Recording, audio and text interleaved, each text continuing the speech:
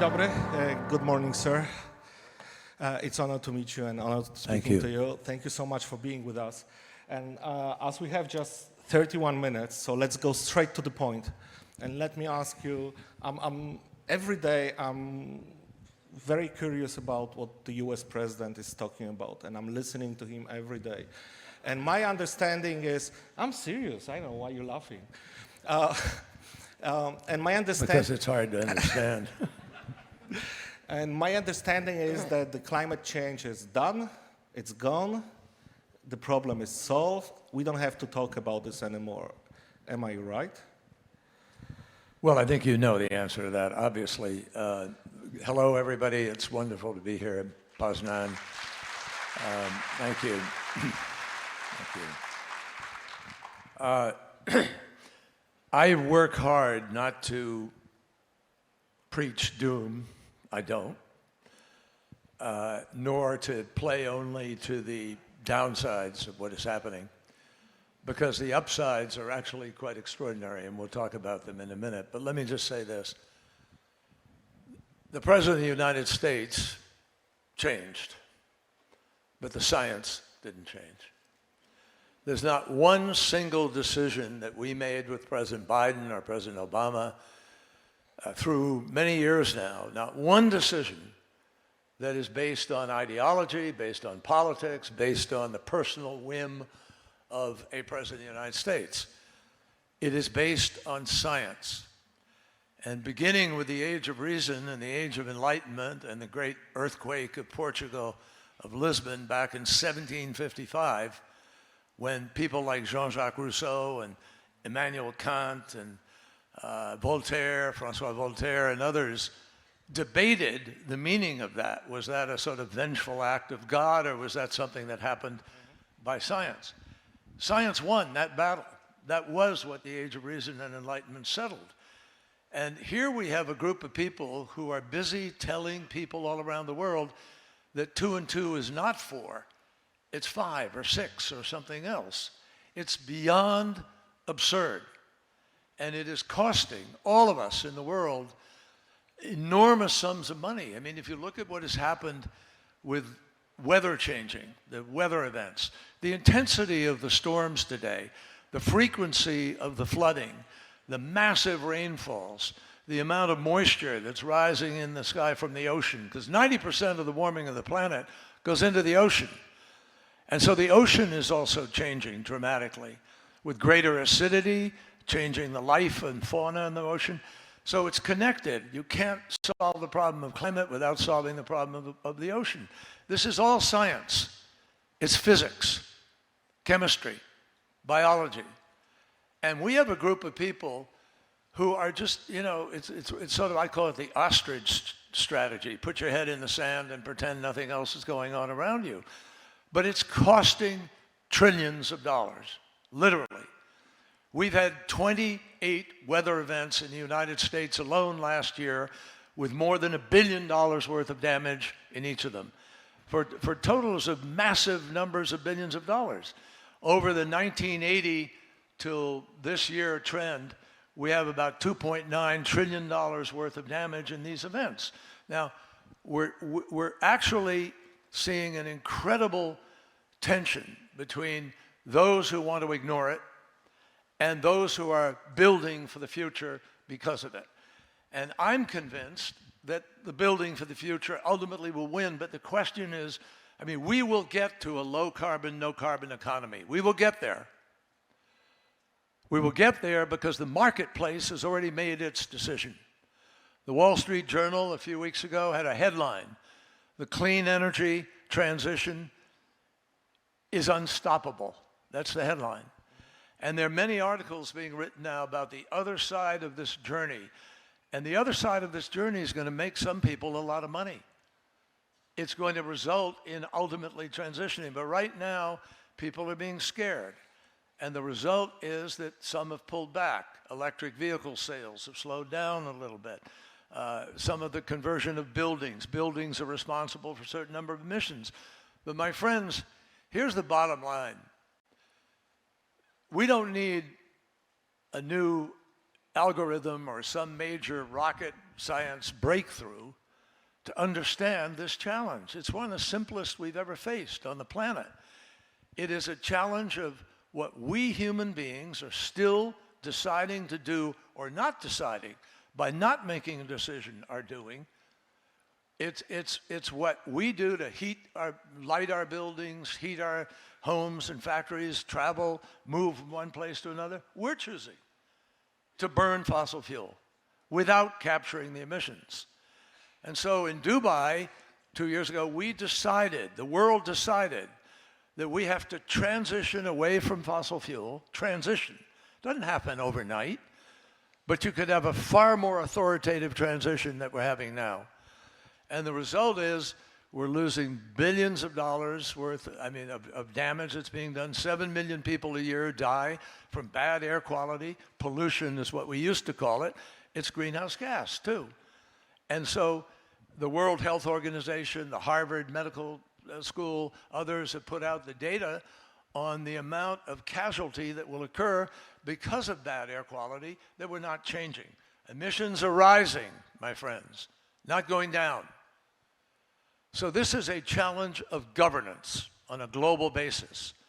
Will we respond to facts, or will we be bullied into believing that you just forget about this and travel down the road? I personally think that we should be declaring a global emergency on this subject. We should be building a consortia of countries that come together that work on small modular nuclear reactors or move faster to deploy geothermal. The company I work with now, we're invested in a geothermal entity called Fervo. It has proven its ability to be able to provide clean energy, new energy breakthrough. These are people, by the way, who came out of oil and gas.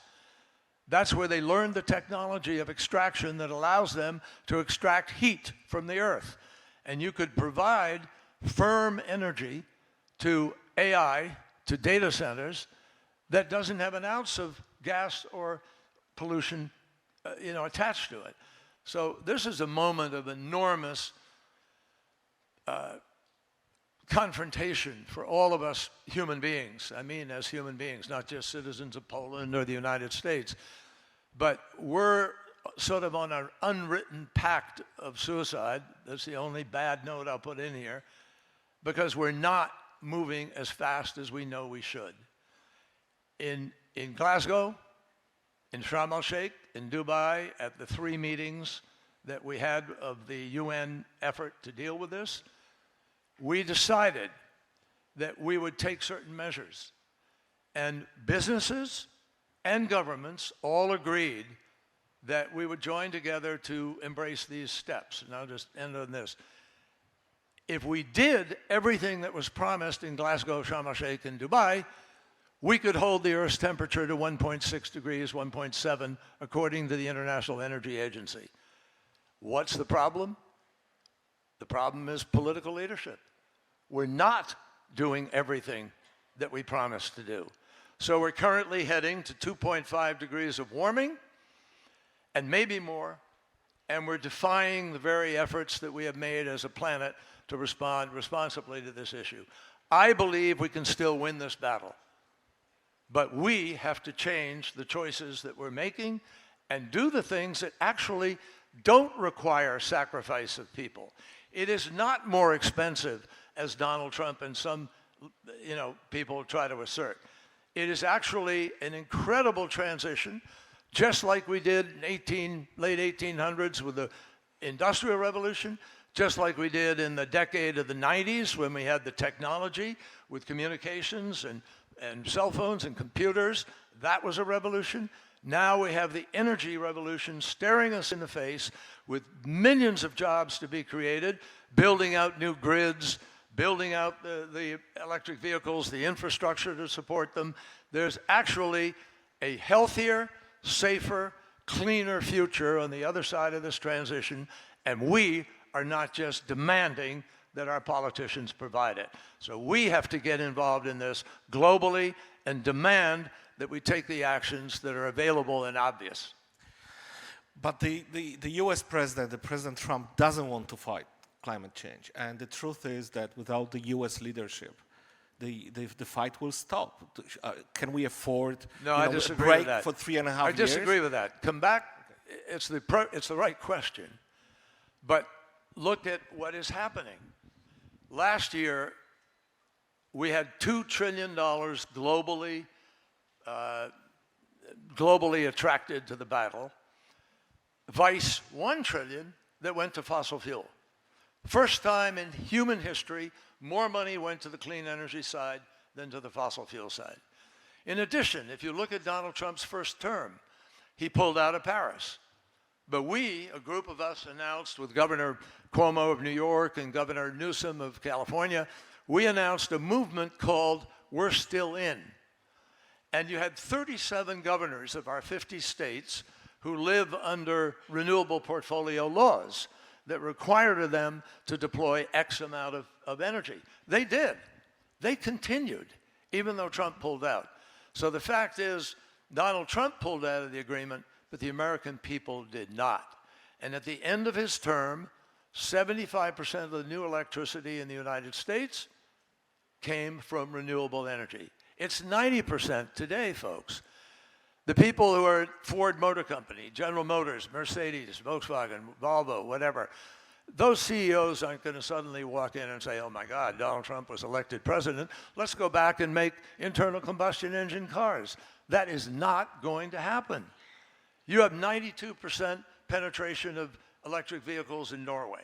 You have 33% penetration in China. You have massive number of Chinese vehicles, other vehicles waiting for distribution. The marketplace should be allowed to work rather than tariffing it to death and preventing the kind of demand that is there to move into this new future. So, you look at the reality of what's been happening, even right now, that money continues. The challenge is this.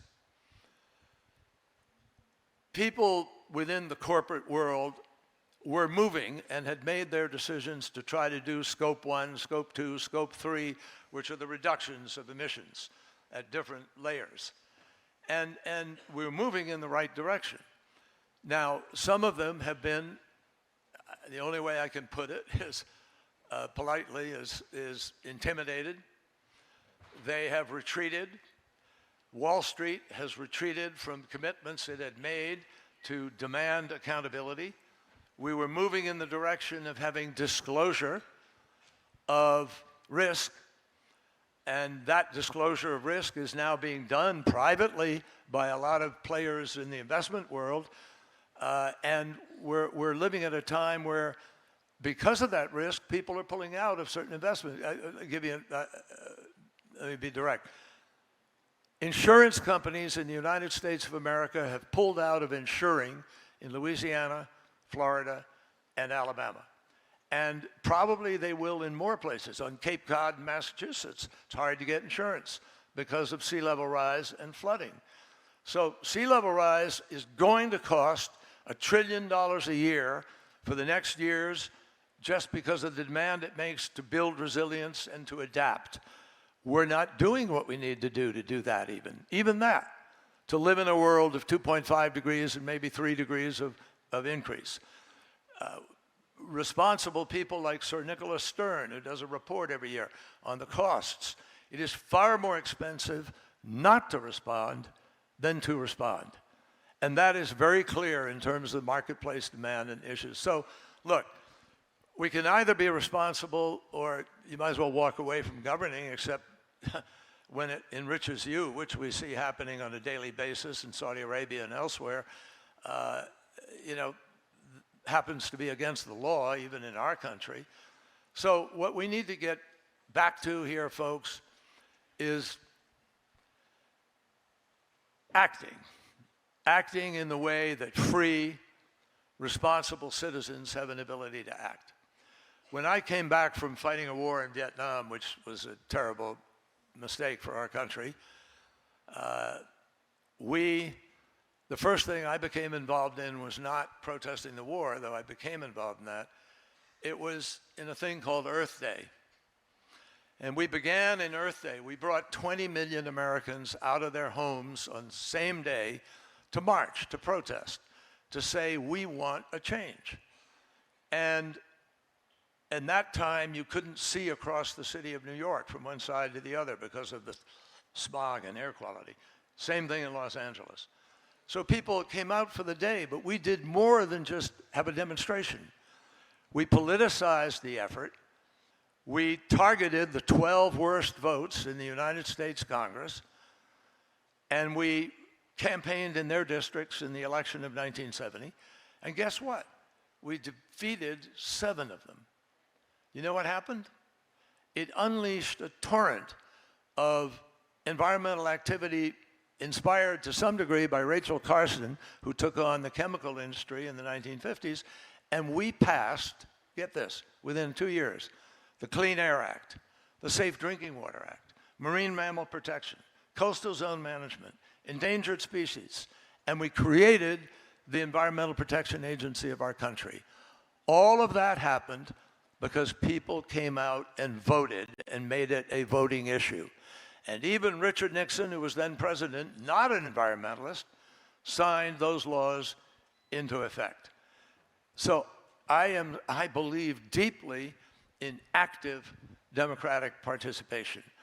Look at Poland. Poland has an enormous history of that kind of activity, demanding freedom, demanding action, going back to Lech Walesa and so forth.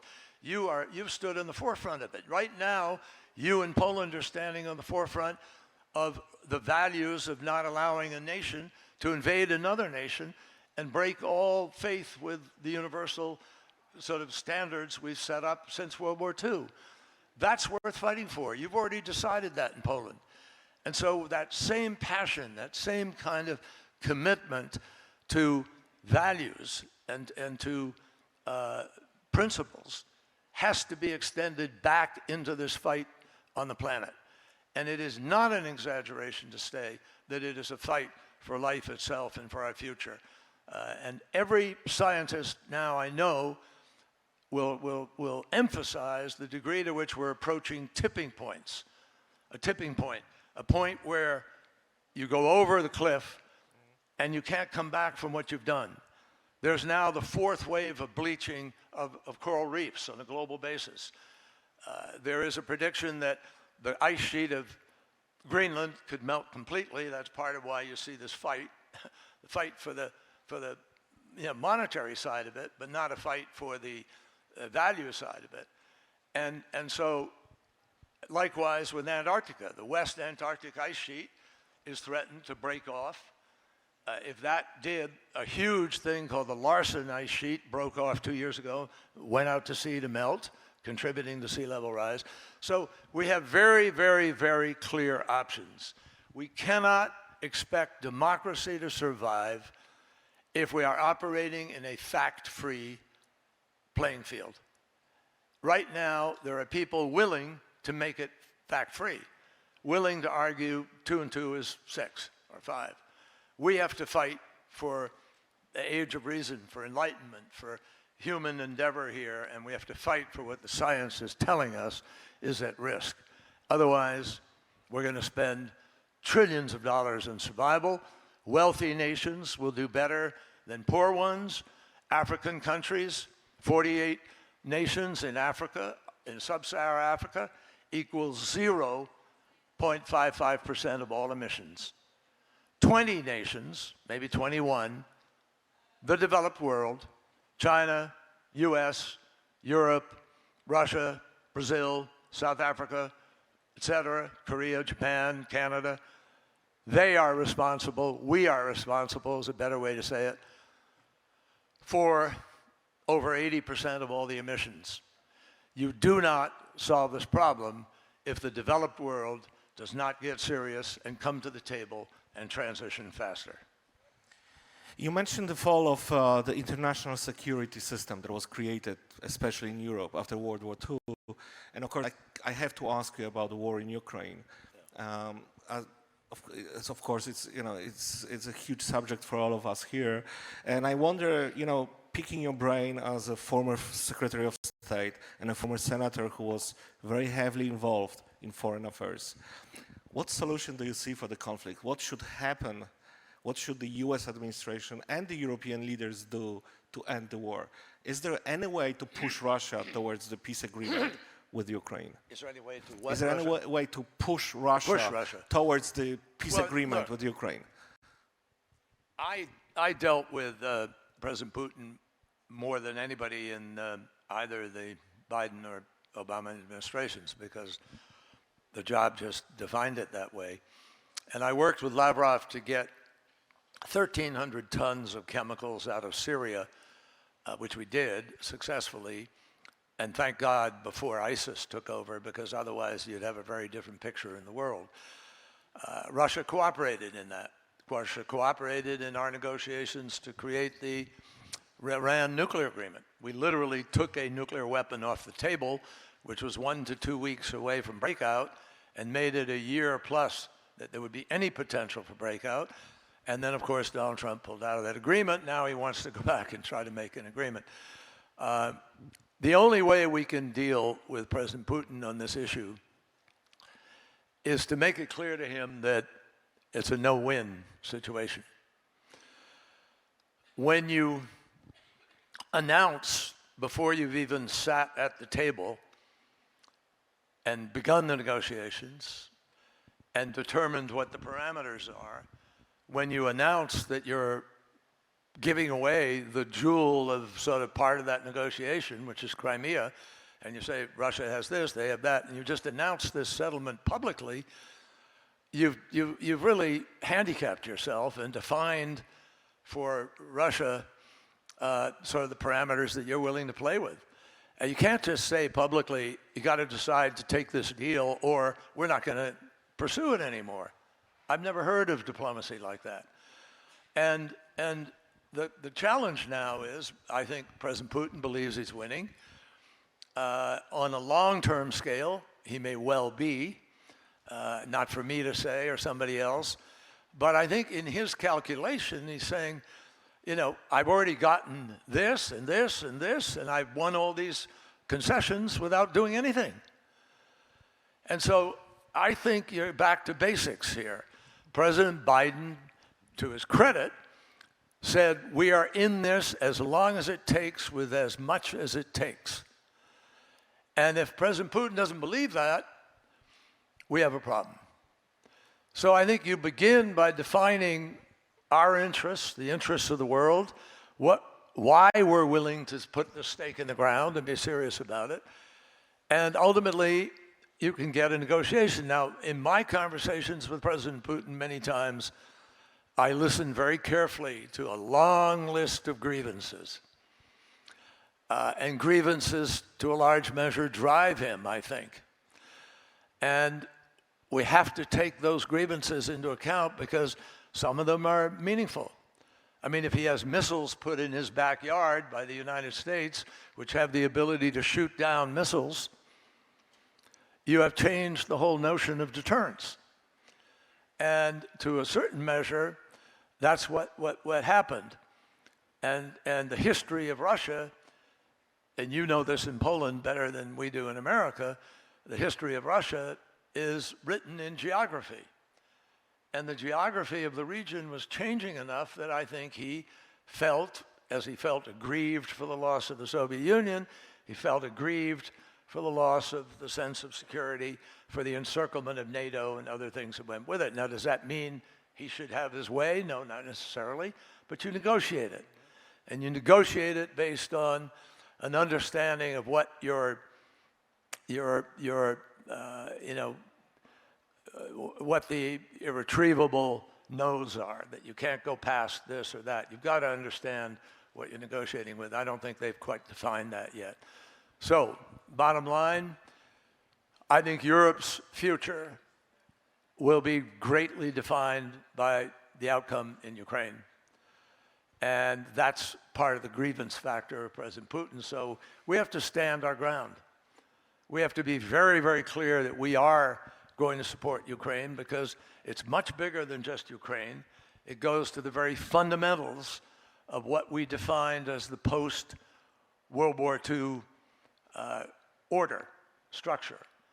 And I think that has brought remarkable freedom, medical benefits, health benefits, business benefits, extraordinary educational opportunities. It has brought so much to both Europe and the United States and to the free world that we need to be very, very clear about the linkage of all of that struggle to what is at stake in Ukraine. Let's say for a moment that President Trump does not run for the third term. And No. and there's a new US president in 3 years. Do you think that the alliance between the US and Europe, based on values, is possible to salvage? Will there be a positive change and going back to the alliance that we trusted for 50, 60, 70 years? Well, I don't think it's fair to say it's completely at the mercy of being salvaged. I think it's still there for the most part, though challenged in certain countries. I mean, you obviously have alt-right in Germany now. You have challenges with Marine Le Pen and others in France. You have challenged already in Italy, though I think Prime Minister Meloni's been, frankly, a pretty good partner and very much positive in the way she's moved. So I would say, writ large, you look at Europe, except for UK Brexiting, I don't think they Brexited from the basic values which the country is built on and on its history. So I don't see a shredding, if you will, of what we produced in the course of World War II. What I do think is we have to, all of us, understand the degree to which democracy is being tested right now.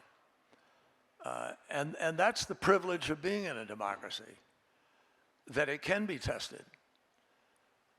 We have to rise to the test.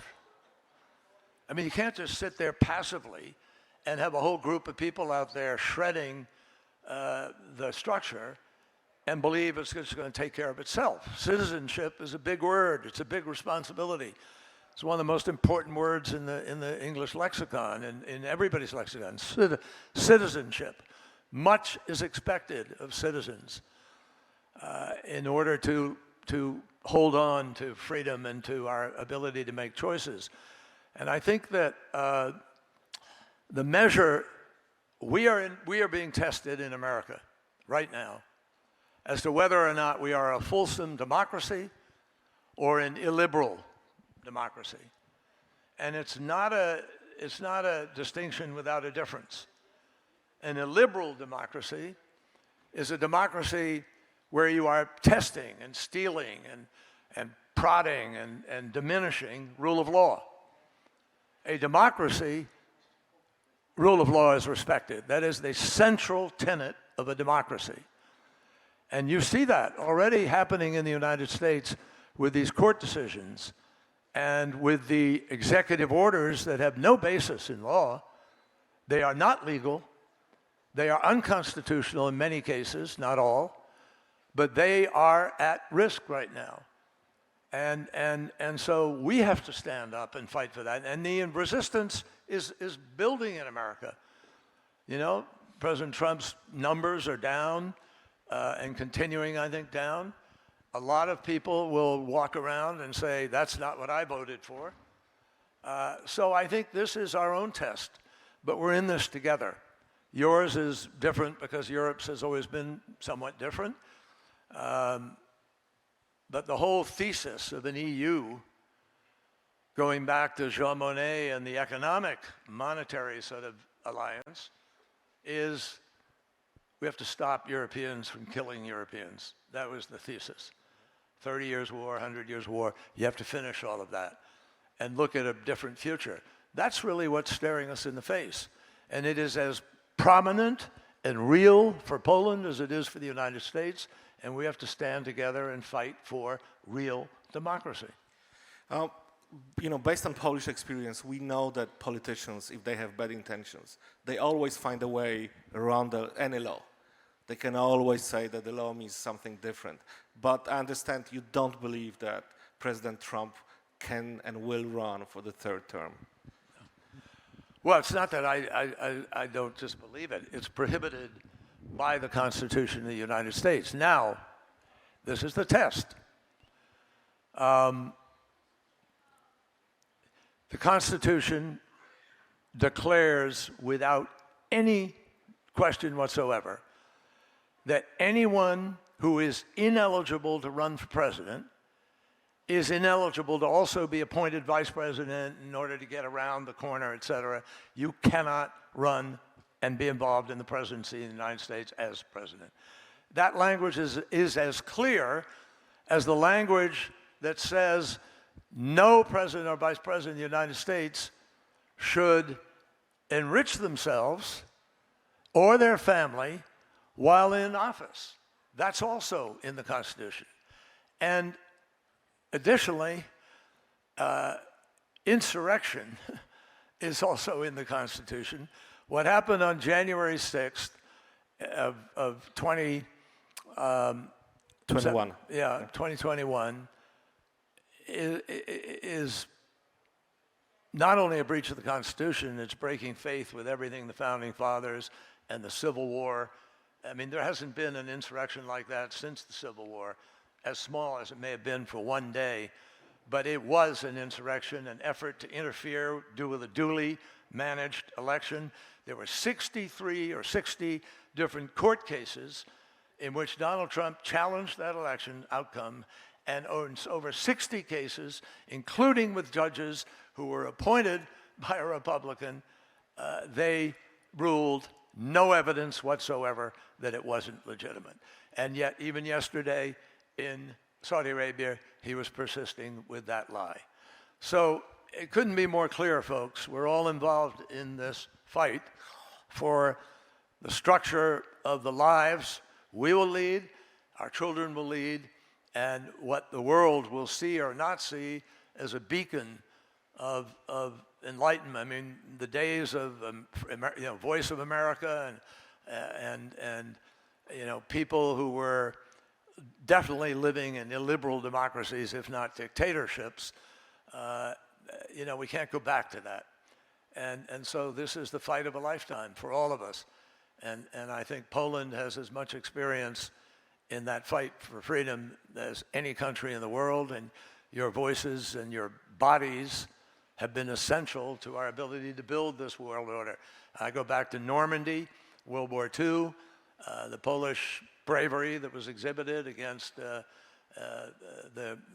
Third Reich, and so you have a lot to be proud of and to stand on, but we all have to join together. Democracy requires renewal. It always has. And we in America have always been pretty good at redefining ourselves. And I believe we can and will get back to that. I'll just leave you with a quick story. I see the time is running out. I worked very hard with Senator John McCain, a Republican, a conservative from Arizona. And he and I were both Vietnam veterans. He spent 5 years in a prison, and I was in combat down in the Mekong Delta, very different wars. And we came together. We were on a flight to Kuwait right after Desert Storm together. And by seniority, which is the way it works, we were seated facing each other in this plane flying from Andrews to Kuwait to welcome the emir back and to thank our troops for the liberation. And John and I, we had a little tension between us at that point because he'd campaigned against me in Massachusetts, nicely, I might add, not personally. And we had these different backgrounds. So we started talking into the night. Everybody else was sleeping and we were still awake. And I asked him about his war. I asked him about being in a jail cell. And I asked him about his deprivation of freedom and being tortured and the things he went through. And he asked me about mine. And we agreed right then and there that we would work together to try to end the continuing war internally in America with Vietnam, which was tearing our country apart. There was a front page Newsweek article about are they still alive?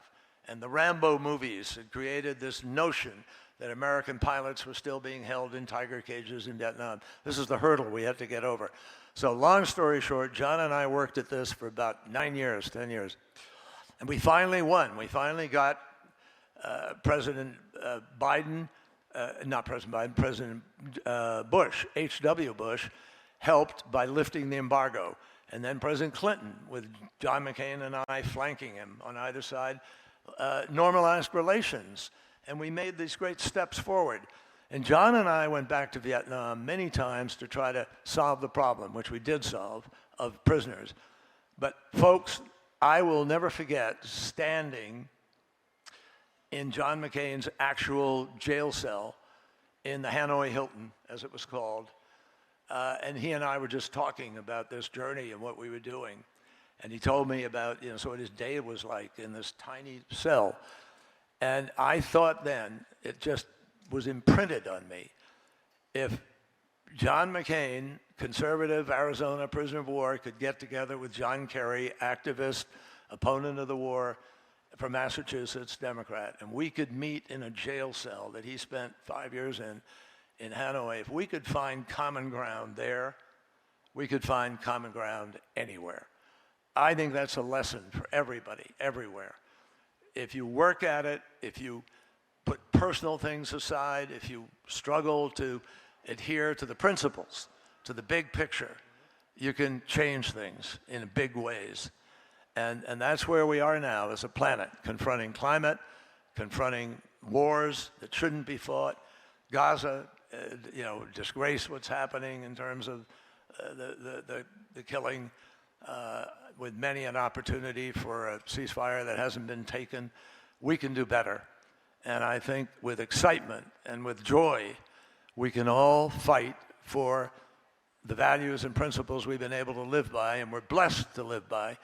And I think this is a moment in human history where we've got to come back to the belief that we can change things for the better, and we will. Senator, Mr. Secretary, thank you so much for your Thank you. perspective. Thank you. Thank you.